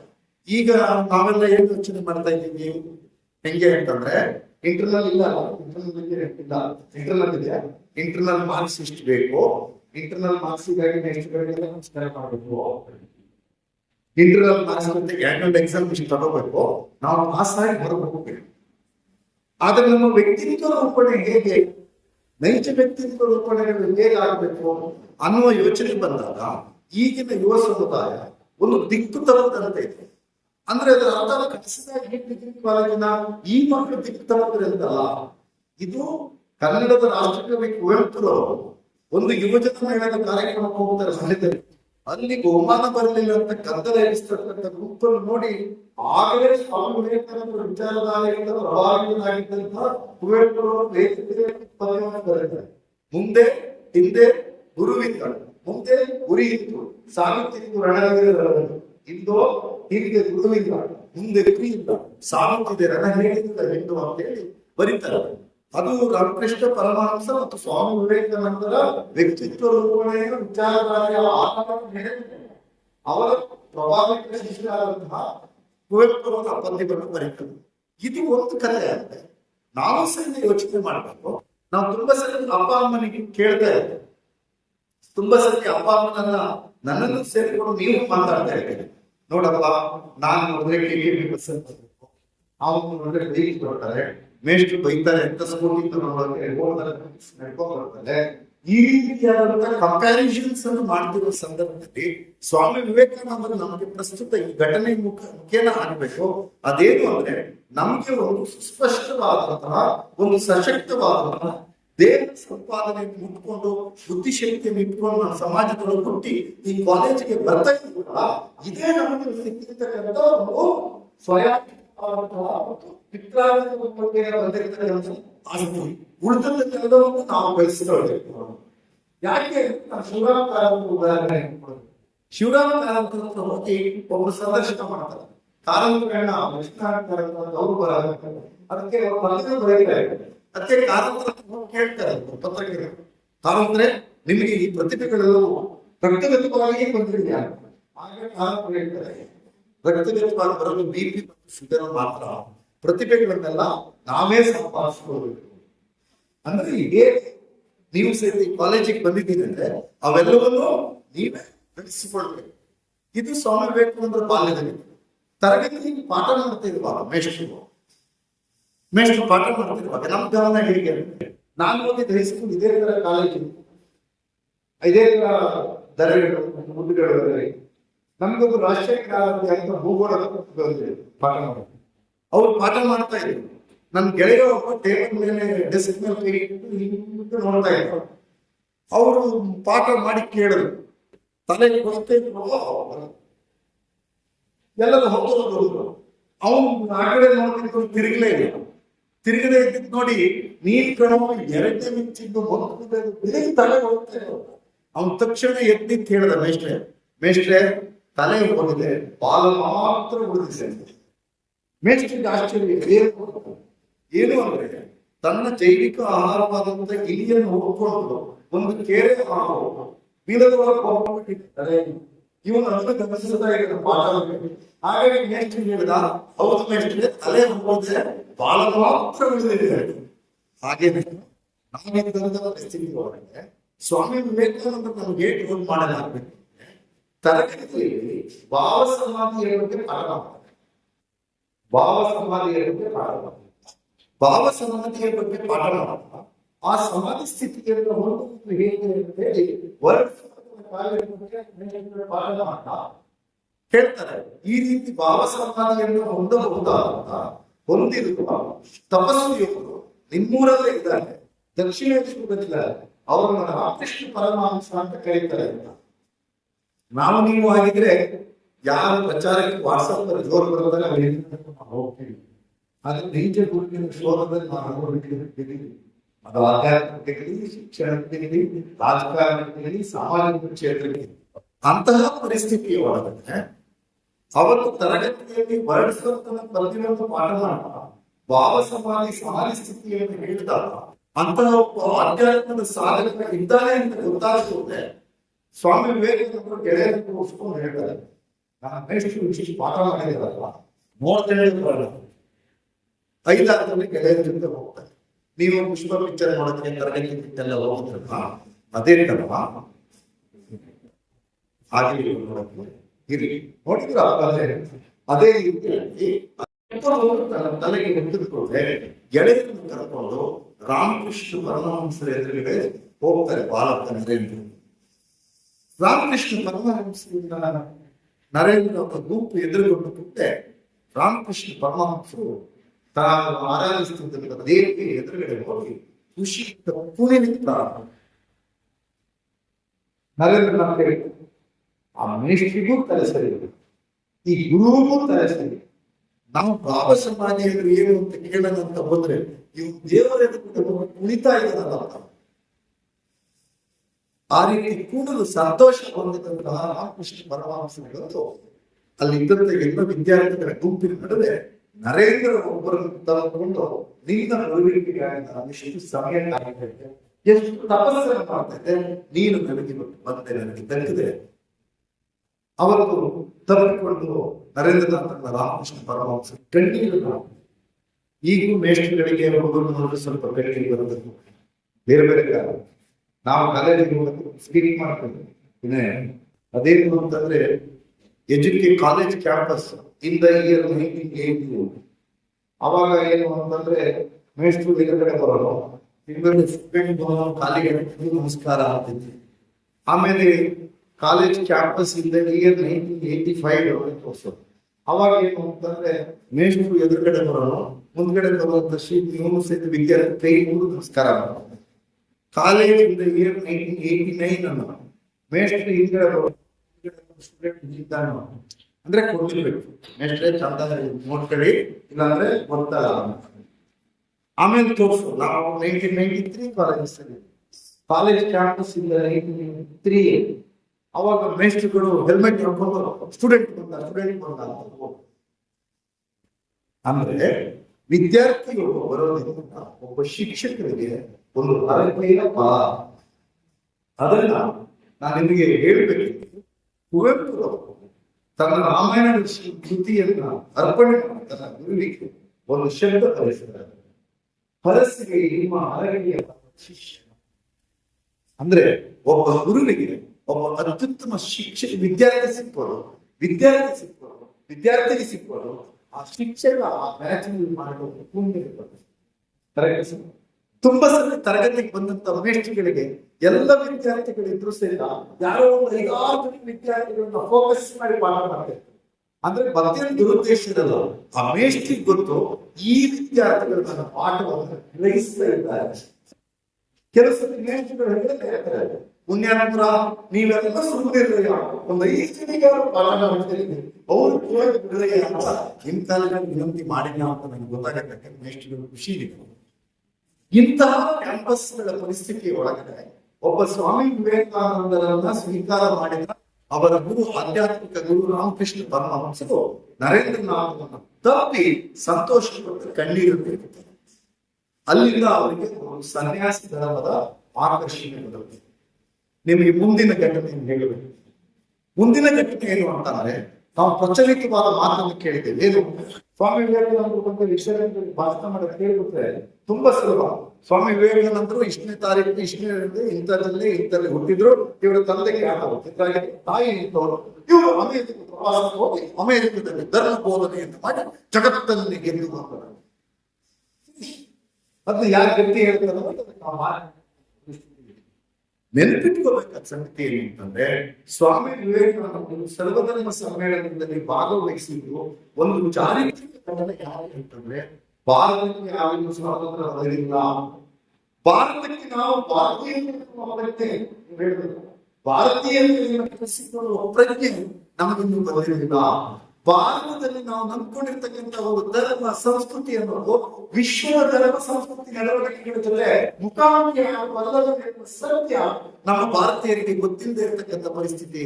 ಭಾರತ ಅಂತಂದ್ರೆ ಜಾತಿ ಮತಭೇದಗಳ ದ್ವೇಷದಲ್ಲಿ ಮುಳುಗಾಡು ಮೌಢ್ಯತೆ ವೈಜ್ಞಾನಿಕವಾದಂತಹ ಮನಸ್ಥಿತಿಯನ್ನು ದೂರ ಮಾಡಿಕೊಂಡು ಮೌಢ್ಯತೆಯೊಳಗೆ ಮುಳುಗಿರ್ತಕ್ಕಂಥ ಸಂದರ್ಭ, ಅಂಧಾನುಕರಣೆಗಳಲ್ಲಿ ಭಾಗವಹಿಸಿರ್ತಕ್ಕಂಥ ಸಂದರ್ಭ, ಬ್ರಿಟಿಷರ ಅಡಿಯಾಳಾಗಿ ಬದುಕಿದ್ದಂಥ ಸಂದರ್ಭದಲ್ಲಿ ಅವತ್ತು ಎಲ್ಲ ರಾಜ್ಯಗಳಿಂದ ಸಹಾಯವನ್ನು ಬೇಡಿಸಿದ ರಾಜ್ಯದಿಂದ ಸಹಾಯ ಸಿಗೋದಿಲ್ಲ. ಚಿಕ್ಕಮಗಳೂರು ಜಿಲ್ಲೆಯ ವಿದ್ಯಾರ್ಥಿಗಳಾಗಿ ನಾವು ಹೆಮ್ಮೆಯನ್ನು ಪಡಬೇಕು.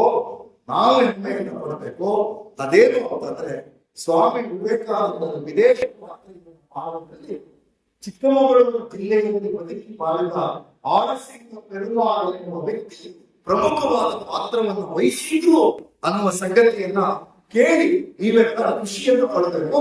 ನಾವು ಅಂತಹ ಚಿಕ್ಕಮಗಳೂರು ಜಿಲ್ಲೆಯಲ್ಲಿ ಇಂಥವರಿಗೆಲ್ಲ ಸಹಾಯವನ್ನು ಪಡೆದು ಚಿಕಾಗೋಗೆ ಹೋಗ್ತಾರೆ. ಚಿಕಾಗೋದಲ್ಲಿ ಹೋದಾಗ ನೀವು ಕೇಳಿದೀವಿ ಕಟ್ಟ ಕಡೆಯ ಭಾಷಣಕ್ಕೆ ಹೋಗ್ತಾರೆ. ಏನ್ ಭಾಷಣ ಮಾಡಿದ್ರು ಅಂತಂದ್ರೆ ನಾವು ವಿದ್ಯಾರ್ಥಿಗಳು ಹೇಳ್ಕೊಟ್ಟು ಅಮೆರಿಕದ ನನ್ನ ಸಹೋದರಿಯರೇ ಅಂದ ಕೂಡಲೇ ಅವನು ಸಭಾಂಗಣದಲ್ಲಿ ಕೊನೆಯವರೆಗೆ ಚಪ್ಪಾಳೆ. ಅದು ಕೇವಲ ಅಮೆರಿಕದ ಸಹೋದರಿಯರೇ ಅಂತ ಕರೆದಿದ್ದ ಕಾರಣವಾಗಿ ಚಪ್ಪಾಳೆ ಸಿಕ್ಕಿದ್ದಲ್ಲ, ಅಲ್ಲಿ ವಿಚಾರ ಅಂತಹ ನೆಲಕ್ಕೆ ಹೋಗುವುದು. ಬ್ರಿಟಿಷ್ ಅಧಿಕಾರಿಗಳು ಬ್ರಿಟಿಷ್ ವ್ಯಕ್ತಿಗಳು ಭಾಗವಹಿಸಿರ್ತಕ್ಕಂಥ ಸಭೆ ಭಾರತದ ಸ್ವತಂತ್ರವನ್ನು ಹೇಗೆ ಇಟ್ಟುಕೊಂಡಿದೆ, ವಸಾಹತುಶಾಹಿಯ ಕ್ಷೇತ್ರಕ್ಕೆ ಹೇಗೆ ಇಟ್ಟಿದ್ದಾರೆ ಅನ್ನುವ ವಿಚಾರಗಳನ್ನೆಲ್ಲ ಹೇಳಿ ಶತಮಾನಗಳ ಕಾರಣದಿಂದ ಈ ದೇಶದ ಸಂಸ್ಕೃತಿಯ ಮೇಲೆ ಮಾಡಿರುವಂತಹ ದಾಳಿಯ ವಿಚಾರಗಳನ್ನ ಸ್ವಾಮಿ ವಿವೇಕಾನಂದರಲ್ಲಿ ಗಟ್ಟಿಯಾಗಿ ಪ್ರಸ್ತುತಪಡಿಸಿದ್ದಾರೆ. ಆ ಕಾರಣಕ್ಕಾಗಿ ಇಡೀ ವಿಶ್ವ ಭಾರತದ ಆಧ್ಯಾತ್ಮಿಕ ಶಕ್ತಿಯ ಕಡೆಗೆ ತಿರುಗಿ ನಾವು ತುಂಬಾ ಸಂದರ್ಭದಲ್ಲಿ ಮಾತ್ರ ಹೇಳಿದ್ವಿ. ಸ್ವಾಮಿ ವಿವೇಕಾನಂದರು ಒಂದು ಧರ್ಮದ ಸನ್ಯಾಸಿ. ಸ್ವಾಮಿ ವಿವೇಕಾನಂದರು ವಿಶ್ವದ ಎಲ್ಲ ಮನುಷ್ಯರು ಒಟ್ಟಾಗಿ ಮಾಡಲಿಕ್ಕೆ ಒಂದು ಧರ್ಮ ಇರಬೇಕು ಅಂತ ಪ್ರತಿಪಾದಿಸಿದ ವಿಶ್ವ ಮಾನವ ತತ್ವದ ಪ್ರತಿಪಾದನೆ ಯಾರು ಅಂದ್ರೆ ಅದು ಸ್ವಾಮಿ ವಿವೇಕಾನಂದರು. ಯಾಕೆ ಈ ಮಾತನ್ನು ಹೇಳ್ತೀನಿ ಅಂತಂದ್ರೆ ನಿಮ್ಗೆಲ್ಲ ಗೊತ್ತಿದೆ, ನಾನು ನನ್ನ ನಂಬಿಕೆ ನಾನು ನನ್ನ ಮನೆಯಲ್ಲಿ ನಾನು ಉಳಿದ ಇಲ್ಲಿ ಕೂತವ್ರು ಬೇರೆ ಬೇರೆ ತರ ಆಚರಣೆಯನ್ನು ನಾವು ಮಾಡ್ಕೊಂಡಿದ್ದೀವಿ. ನೆನ್ಪಿಟ್ಕೊಳ್ಳಿ, ನಾವು ಈ ರೀತಿಯಾದ ಆಚರಣೆಗಳನ್ನು ಯಾರು ನೋಡ್ತಾ ಇದ್ದಾರೆ, ಯಾರು ಹೆಚ್ಚು ದೇವಾಲಯಗಳಿಗೆ ನಮಸ್ಕಾರ ಮಾಡ್ತಾರೆ, ಯಾರು ದೇವಾಲಯಗಳಲ್ಲಿ ಹೆಚ್ಚು ಯಾರು ಅಭಾವಗಳನ್ನ ಮಾಡಿಸ್ತಾ ಇದ್ದಾರೆ, ನಾವು ಅವರನ್ನೆಲ್ಲರೂ ಸಹಿತ ಆಧ್ಯಾತ್ಮ ಸಾಧಕರು ಧರ್ಮರಕ್ಷಕರು ಅಂತ ಭಾವಿಸ್ತಾ ಇದ್ದಾರೆ. ಸ್ವಾಮಿ ವಿವೇಕಾನಂದ ಹೇಳ್ತಾರೆ, ಒಬ್ಬ ನಾಸ್ತಿಕ ಇರ್ತಾರೆ, ದೇವರನ್ನು ನಂಬದೇ ಇರ್ತಾರೆ, ದೇವಾಲಯಗಳಿಗೆ ಚರ್ಚ್ ಮಸೀದಿಗಳಿಗೆ ಹೋಗಬೇಕಾದ ವ್ಯಕ್ತಿ, ಆದರೆ ವ್ಯಕ್ತಿಗತವಾಗಿ ಸಜ್ಜನ ಒಳ್ಳೆಯವ. ಈ ರೀತಿ ಎಲ್ಲ ಆಚರಣೆಗಳನ್ನು ತೋರ್ಕೊಂಡಿರ್ತಾರೆ, ಆದ್ರೆ ಕುಟಿಲರಲ್ಲಿ ಸ್ವಾರ್ಥ. ಆದ್ರೆ ನಾವು ಅರ್ಥ ಸಂದರ್ಭ ಬಂದಾಗ ನಮ್ಮ ಧರ್ಮಕ್ಕೆ ಯಾವ ಅಂದ್ರೆ ಸತ್ಯಗುಡಿಯಾಗಿ ಸಜ್ಜನಾಗಿ ಬದುಕ್ತಾ ಇರತಕ್ಕಂಥ ನಾಸ್ತಿಕರನ್ನ ನಾವು ಆಯ್ದುಕೊಂಡು ನಮ್ಮ ಧರ್ಮ ಇದು ಸ್ವಾಮಿ ವಿವೇಕಾನಂದ ನಾವು ಕೊಡ್ತಕ್ಕಂಥ ವೈಚಾರಿಕ. ಇಷ್ಟು ಮಾತ್ರ ವಿದ್ಯಾರ್ಥಿಗಳಿಗೆ ಸಹಸ್ರ ದ್ವೀಪೋದ್ಯಾನ ಆಗ್ತಿರುತ್ತೆ ಅಮೆರಿಕ. ಸ್ವಾಮಿ ವಿವೇಕಾನಂದ ಅಲ್ಲಿ ಹೋಗಿ ವಿಶ್ರಾಂತಿ ಹೋಗಿ ಮಕ್ಕಳಿಗೆ ಖುಷಿ ಆಗುತ್ತೆ. ಅಲ್ಲಿಗೆ ಹೋಗೋದು, ಅಲ್ಲಿಗೆ ಕ್ರಿಸ್ಪೈನ್ ಅಂತ ಒಂದು ಹೆಣ್ಮಗಳು ಬರ್ತಾರೆ, ಕ್ರಿಸ್ಪೈನ್ ಅಂತ ಹೆಸರು ಹೆಣ್ಮಗಳು. ಅವಳು ಬಂದವಳು ಸ್ವಾಮಿ ವಿವೇಕಾನಂದ ನೋಡ್ತಾಳೆ, ಅಮೆರಿಕದ ಹೆಣ್ಮಗಳು. ಅವಳಿಗೆ ಭಾರತದ ಸನ್ಯಾಸ ಬ್ರಹ್ಮಚಾರಿ ಗೊತ್ತಿಲ್ಲ. ಅವಳು ಬಂದವಳು ಸ್ವಾಮಿ ವಿವೇಕಾನಂದ ನೋಡಿ ಸ್ವಾಮಿ ವಿವೇಕಾನಂದ ಭೇಟಿಯಾಗಿ, Swami Vivekananda you are so beautiful. ನಮ್ಮಂತವ್ರಿಗೆ ಎಷ್ಟು ಖುಷಿಯಾಗುತ್ತೆ ಅಲ್ವೇ? ಅನಿಸ್ತದೆ ಯಾಕೋ ಎಲ್ಲ ಅಲ್ವಾ? ಸ್ವಾಮಿ ವಿವೇಕಾನಂದರಿಗೆ ಕ್ರಿಸ್ಪೈನ್ ಅನ್ನುವಂತ ಸುಂದರಿಯಾದ ಹೆಣ್ಣುಮಗಳು ಬಂದು ನೀವು ತುಂಬಾ ಚೆನ್ನಾಗಿದ್ದೀರಿ ಅಂತ ಸ್ವಾಮಿ ವಿವೇಕಾನಂದ ಥ್ಯಾಂಕ್ಸ್ ಅಂತ ಹೇಳಿ.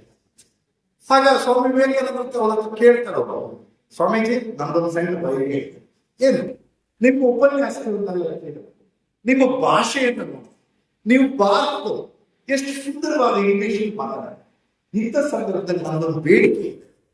ಸ್ವಾಮೀಜಿ ಕೇಳ್ತಾರೆ, ಏನಮ್ಮ ಬೇಡಿಕೆ? ಸ್ವಾಮೀಜಿ ನಾನು ನಿಮ್ಮನ್ನ ಮದುವೆ ಆಗೋದು, ನಮ್ಮಂತವಾಗಿದ್ರೆ ಏನಾದ್ರು ಭಾರತದಲ್ಲಿ ಇದ್ದಾರೆ ಶ್ರೀಮಂತ ಹೇಳಿ ಮದುವೆ. ಸ್ವಾಮಿ ವಿವೇಕಾನಂದರು ಹೇಳ್ತಾರೆ, ಇಲ್ಲಮ್ಮ ನಾನು ನಿನಗೆ ಮದುವೆ ಆಗಲ್ಲ, ನಾನು ಈಗಾಗಲೇ ವಿವಾಹಿತರಾಗ್ಬಿಟ್ಟಿದ್ದೀನಿ. ಅವಳಿಗೆ ಆಶ್ಚರ್ಯ ಆಗುತ್ತೆ. ಅಮೆರಿಕದಲ್ಲಿ ಆಧಾರ ಪರ್ಮಿಟೆಡ್, ಎರಡನೇದೇ ಆಗ್ಬಿಟ್ಟಿದ್ದೀನಿ. ಅದಕ್ಕೆ ಅವ್ರು ಹೇಳ್ತಾರೆ, ಇಲ್ಲಮ್ಮ ನಾನು ಮದುವೆ ಆಗಿರೋದು ಭಾರತದಲ್ಲಿ ಅಸಂಖ್ಯಾತ ಜನರನ್ನು ರಕ್ಷಣೆ ಮಾಡ್ತಕ್ಕಂಥ ಒಂದು ಸಾಂಸಾರಿಕ ಹೊಣೆಗಾರಿಕೆ. ಆ ನಮ್ಮ ಜನ ಬಡತನದಿಂದ, ನಿರಕ್ಷತೆಯಿಂದ, ಕಷ್ಟ ಕೋಟಲೆಗಳಿಂದ, ಮೌಢ್ಯತೆಯಿಂದ ನರಳುತ್ತಾರೆ. ಅವರಿಗೆ ನಾನು ಅಮೆರಿಕದಿಂದ ಹೋಗಿ ಅವರುಗಳನ್ನೆಲ್ಲ ಜಾಗೃತಗೊಳಿಸಬೇಕಾಗಿದೆ. ಹಾಗಾಗಿ ನಾನು ಮದುವೆ ಆಗಿದ್ದೀನಿ. ಆಗ ಒಂದು ಸಣ್ಣದೊಂದು ರಾಜಕೀಯ ಮಾಡ್ತೀನಿ, ಸ್ವಾಮೀಜಿ ನೋಕ ನೀವು ಅಮೆರಿಕಕ್ಕೆ ಹೋಗಿ ಹೇಳ್ತೀವಿ, ನನಗೊಂದು ಚಂದ ಮಗುವನ್ನು ಪರಿಪಾಲಿಸಿ ಹೋಗ್ತೀವಿ. ಅಮೆರಿಕ ಹೋಗಿ ಆಗ ಸ್ವಾಮಿ ವಿವೇಕಾನಂದರ ಆಕೆಗೆ ಬ್ರಹ್ಮಚರ್ಯದ ಪದ್ಧತಿಗಳಲ್ಲಿ ಆಕೆಯನ್ನು ಸಹಿತ ತನ್ನ ಅನುಯಾಯಿಯಾಗಿ ಪರಿವರ್ತಿಸಿಕೊಂಡು ಹೊರಗೆ ಬರ್ತಾರೆ. ಪರಿವರ್ತಿಸುವಾಗ ಆಕೆ ಕೇಳ್ತಾರೆ, ಸ್ವಾಮೀಜಿ ನಾನು ನೀವು ಪ್ರತಿಪಾದಿಸತಕ್ಕಂಥ ಹಿಂದೂ ಧರ್ಮಕ್ಕೆ ಮತಾಂತರ ಆಗಲಿಕ್ಕೆ ಹೇಳ್ತಾರೆ.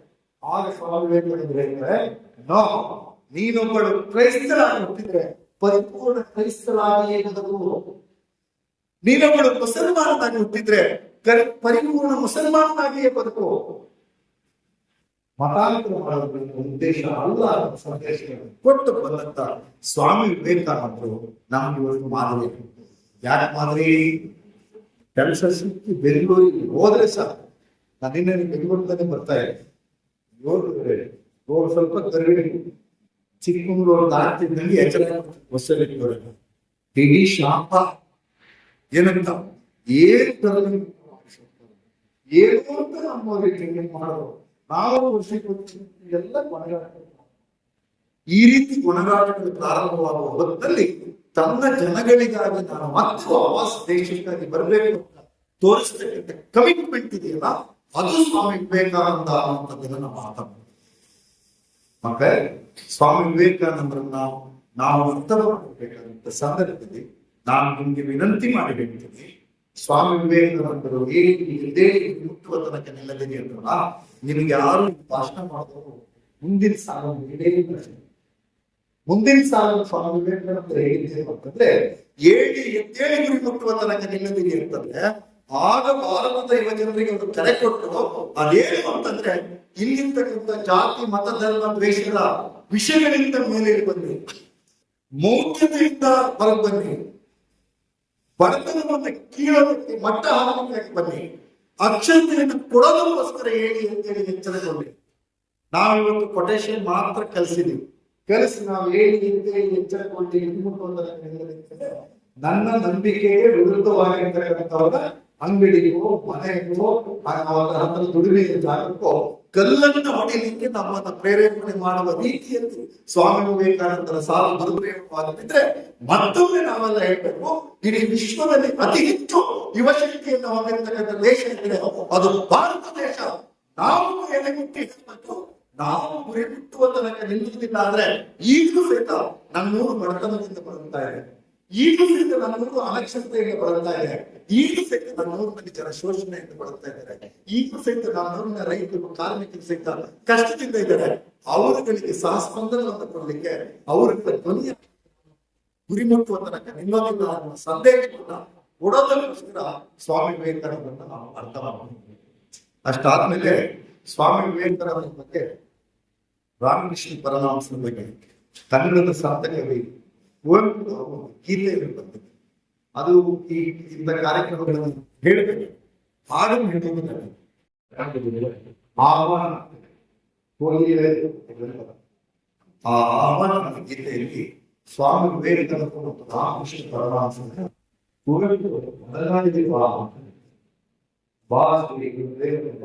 ಶ್ಯಾಮ ಕಾರಣ ಸುಂದರ ರಂಗಿತ ಸೈಹಾದೇನು ಮಂತ್ರಕ್ಕೆ ವಾಸಿ ಗುರುದೇವ ಮತವೇಗದ ವಿಷಯವನ್ನು ಹೋಗಾಡಿ ದಿವ್ಯ ಸಾಧನೆಯ ತತ್ವ ಶೃಂಗದ ರಂಗಿತ ಸೈಹಾದೇನು ಮಂತ್ರಕ್ಕೆ. ಈಗ ನೀವು ಯುವಕರಾಗಿ ಕಾಲೇಜುಗಳಲ್ಲಿ ಸ್ವಾಮಿ ವಿವೇಕಾನಂದ ತತ್ವಗಳನ್ನು ಆರಾಧಿಸುವಾಗಿ ನೀವು ಗಳಿಸಿದ ಏನು ಅಂದ್ರೆ, ನಾನು ನನ್ನ ಶಾಲಾ ಕಾಲೇಜುಗಳಲ್ಲಿ ಜಾತಿ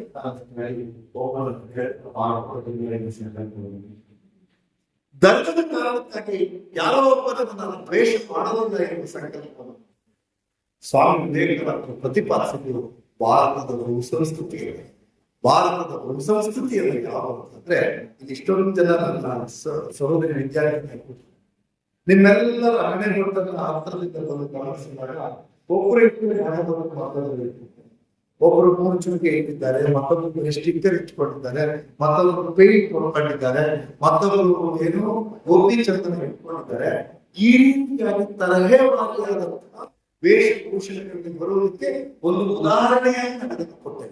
ಇದು ನಮ್ಮ ಭಾರತದ ಸಂಸ್ಕೃತಿ. ಭಾರತದಲ್ಲಿ ಇನ್ನಷ್ಟು ಆಹಾರ ಪದ್ಧತಿ ಇನ್ನೊಂದು ದೇಶಗಳಿಲ್ಲ. ಭಾರತದಲ್ಲಿ ಇನ್ನಷ್ಟು ಆಚಾರ ಪದ್ಧತಿ ಇನ್ನೊಂದು ದೇಶಗಳಿಲ್ಲ.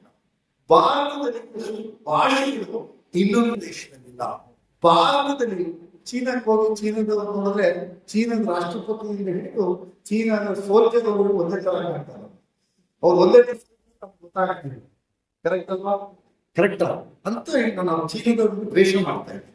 ಅದನ್ನು ಹೇಳಿ ಕೋರಿಯಾಕ್ಕೆ ಹೋದ್ರೆ ಉತ್ತರ ಕೊರಿಯಾ ದಕ್ಷಿಣ ಕೊರಿಯಾ ಜಗಳ. ಆದ್ರೆ ಉತ್ತರ ಕೊರಿಯಾದವ್ರನ್ನ ದಕ್ಷಿಣ ಕೊರಿಯಾದವ್ರನ್ನ ಮುಖಭಾವ ಬಣ್ಣವನ್ನು ನೋಡಿದಾಗ ನಮ್ಗೆ ಅವರು ಬೇರ್ಪಡಿಸಲು ಆಸ್ಟ್ರೇಲಿಯನ್ಸ್ ನೋಡಿದಾಗ ಇವರು ಆಸ್ಟ್ರೇಲಿಯನ್ಗಳೆಲ್ಲ ಒಂದೇ ತರ ಇದ್ದಾರೆ. ಕರೆಕ್ಟ್. ಇಲ್ಲೆಲ್ಲ ಸೈಕಲ್ ಹೊಡ್ಕೊಂಡು ಹೋಗ್ತಾ ಇದ್ದಾರೆ, ನೀವು ಸುಮ್ಮನೆ ಗಮನಿಸಿ, ಕರೆಕ್ಟ್ ಒಂದೇ ತರ ಇದ್ದಾರೆ.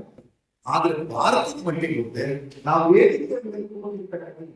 ಜನರಲ್ಲಿ 10 ತರದ ಮುಖಭಾವ ಇದೆ, 10 ತರದ ಬಣ್ಣಗಳಿದೆ, 10 ತರದ ಆಚಾರ ಪದ್ಧತಿ ಇದೆ, 10 ತರದ ಆಹಾರ ಪದ್ಧತಿ ಇದೆ. ನಾವು 10 ಜನರು ಮನೆಗೆ ಅಂತ ಹೇಳಿದ್ರೆ ಮೋಸ್ಟ್ಲಿ 2ಕ್ಕಿಂತ ಹೆಚ್ಚು ರಿಪೀಟ್ ಸಾಧ್ಯ. 10 ಜನರು ಮನೆಯಲ್ಲಿ 10 ತರಹದ ತಿಂಡಿಯನ್ನು ತಿಂದು ಒಬ್ಬರ ಮನೆಯಲ್ಲಿ ಚಟ್ನಿ ಇದೆ, ಮತ್ತೊಬ್ಬರ ಮನೆ ಸ್ವಲ್ಪ ನೀರು ಸಾರು ಸಾಧ್ಯ. ಒಬ್ಬರ ಮನೆಯಲ್ಲಿ ಕಡಿಮೆ ಜೊತೆಗೆ ಮೊಟ್ಟೆ ಸಾರು ಇದ್ರೆ ಮತ್ತೊಬ್ಬರ ಮನೆಯಲ್ಲಿ ಕಡಿಮೆ ಜೊತೆಗೆ ಬೀನ್ಸ್ ಸಾರಿನ ಸಾಧ್ಯತೆ. ಇದು ಭಾರತದ ಸಂಸ್ಕೃತಿ. ಈ ಸಂಸ್ಕೃತಿಯ ಭೂಸಂಸ್ಕೃತಿಯ ವಕ್ತಾರರಾಗಿ ಶ್ರೀ ವಿವೇಕಾನಂದರು ನಮಗೆ ಬದುಕಿದ್ದರು. ಅಂತಹ ಬಹುಸಂಸ್ಕೃತಿಯ ವಿಚಾರವಾಗಿಯೇ ನಾವೆಲ್ಲರೂ ಸೇರಿಸಬೇಕು. ಆ ಬಹುಸಂಸ್ಕೃತಿಯನ್ನು ರಕ್ಷಣೆ ಮಾಡುವುದೇ ಸ್ವಾಮಿ ವಿವೇಕಾನಂದರ ತತ್ವಾದರ್ಶಗಳನ್ನ ಪಾಲಿಸ್ತಕ್ಕಂಥದ್ದು ಅನ್ನೋದನ್ನ ಹೇಳಿ ಸ್ವಾಮಿ ವಿವೇಕಾನಂದರು ಒಂದು ಮಾತನ್ನು ಹೇಳ್ತಾರೆ. ನಿಮ್ಮ ಮನೆಯಲ್ಲಿ ಹೋಗಿ ಇದನ್ನು ಬರೆದಿಟ್ಟು ಅದೇನು ಅಂತಂದ್ರೆ, ವೇದಾಂತದ ನಿರೀಕ್ಷೆ, ವೇದಾಂತದ ಮುಸಲ್ಮಾನನ ದೇಹ, ಕ್ರೈಸ್ತರ ಸೇವಾಗಳು, ಇವಿಷ್ಟು ಒಗ್ಗೂಡಿದರೆ ಭಾರತ ಪುರೋಗಮನಕ್ಕೆ ಹೋಗುತ್ತೆ. ಭಾರತ ವಿಶ್ವಗುರುವಾಗಿ ನಿಲ್ಲುತ್ತೆ. ಭಾರತದ ಸಂಸ್ಕೃತಿ ಅನ್ನೋದು ವಿಶ್ವ ಸಂಸ್ಕೃತಿಯಾಗಿ ಸ್ವೀಕಾರ ಆಗುತ್ತೆ ಅಂತೇಳಿ ಸ್ವಾಮಿ ವಿವೇಕಾನಂದರು ಆಗಲೇ ಮಾಡಿದ್ದಾರೆ. ಅದು ನಮ್ಮ ನಿಮ್ಮೆಲ್ಲರ ಘೋಷಣೆಯೂ ಆಗಲಿ ಅಂತ ಹೇಳಿ ನಾನು ಮುಗಿಸ್ತೇನೆ. ಧನ್ಯವಾದ.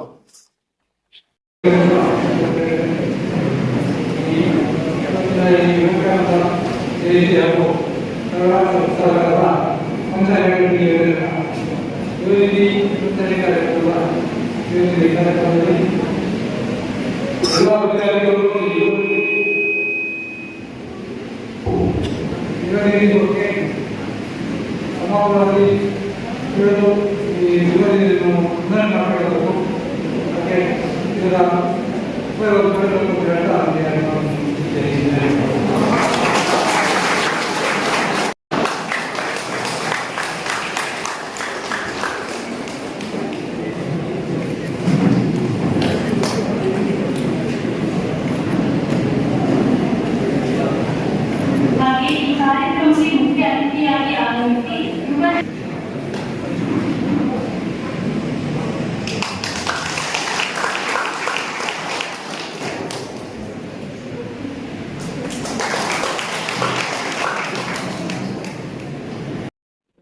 ಈ ದಿನ ನಾವು ರಾಷ್ಟ್ರೀಯ